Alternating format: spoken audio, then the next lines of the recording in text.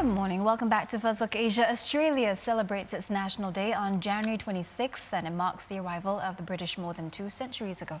All this month on What's Cooking, Annalisa Burgos took us on a foodie tour of the nation's island state of Tasmania. She sampled its world-famous food and enjoyed the high life in the great outdoors. So today, in our final episode, Annalisa gets her hands dirty. She shows us the wild side of Tasmania's capital, Hobart. Move over Melbourne, step aside Sydney. Hobart may be Australia's new foodie hotspot.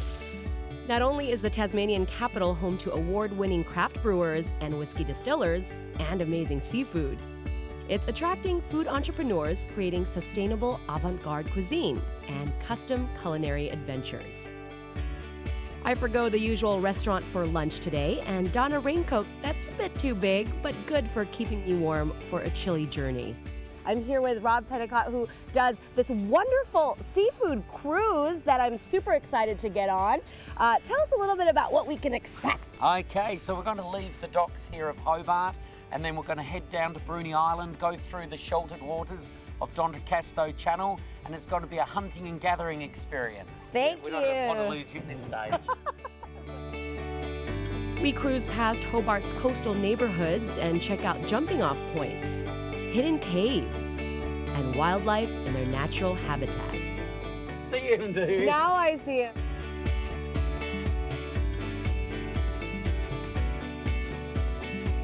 This is an Atlantic salmon farm. In each of these pens, there's 40,000 fish swimming around. Wow. And when the average one gets to 4 kilograms, that's when they decide to farm them. Okay, so how big are they when they put them in here? They're put in about this big, probably only about 200 or 300 grams, and then it takes them a year and a half to grow to 4 kilos to then be harvested and sold from there. Then we pick up some Pacific oysters. The way to choose the best ones is you look for depth and you look for a shape like a fan. So that one is an absolute beauty. See how that one's a longer, thinner one rather than like a fan? That's the better one for market. But all these are pretty good. And they're all pretty deep.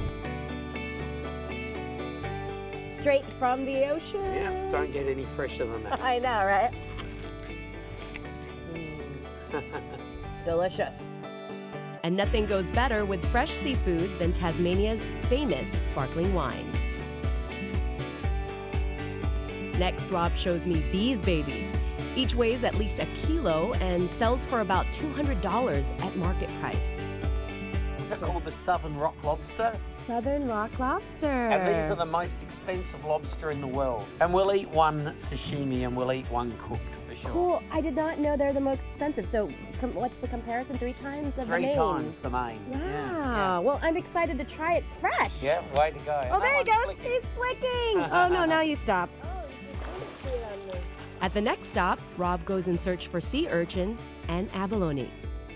Thank goodness I'm not going in. To prepare the black-lipped abalone, Rob removes the shell and trims and tenderizes the meat. He sautés it with butter, olive oil, ginger, chili, and garlic. Yeah. A meaty texture with a lingering taste of the ocean.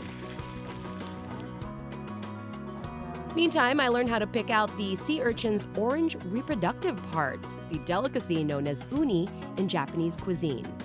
It's a messy process. I have sea urchin feces on my hand. But the reward is delicious, a creamy, buttery explosion of sweet ocean flavor. And tell me what you think of that one. Really sweet, isn't it? Yeah. To add to our luxury lunch, Rob sautés mussels in sparkling wine and prepares the lobster. 1 sashimi and 1 steamed. Stuffed with delicious food, wine, and memories, we make our way back to shore.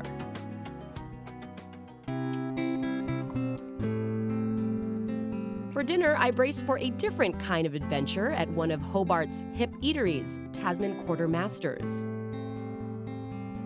In sustainability, we talk about energy debt. Chef owner Stuart Addison brings a progressive approach to the Hobart dining scene, working with small batch producers like Sirocco South to promote Tasmanian products that are misunderstood and thus underused.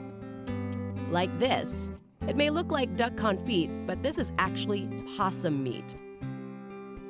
This one has brush-tailed possum, which comes from Bruny Island. It has garlic, it has salt, it has pepper berries, and it has duck fat. And that is it. That is it. I have to say, it's not that bad. The best way to enjoy his posh potted possum? As a rillette over toast or with local organic handmade pasta and served with a Tassie red beer. Got a little kick of that pepper berry. Yeah.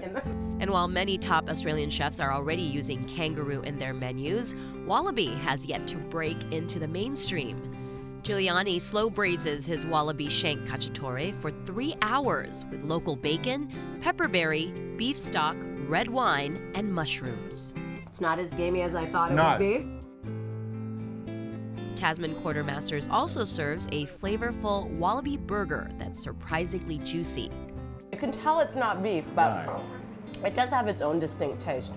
Using unusual meats is not about being trendy, Addison says, but rather a way to use animals that are already being killed to manage the pest population. It's a sustainable alternative to importing food.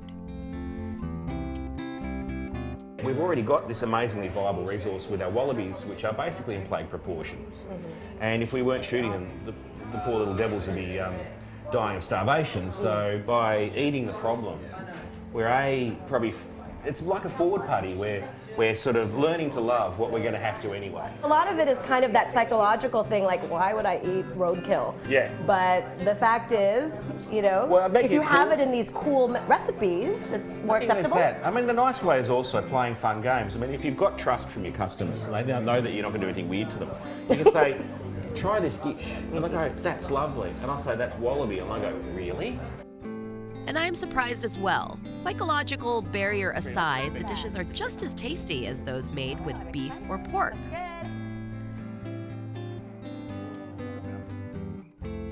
I reflect on my adventures on Australia's island state, indulging in fine food amid untouched wilderness. And that's what makes it truly Tasmanian.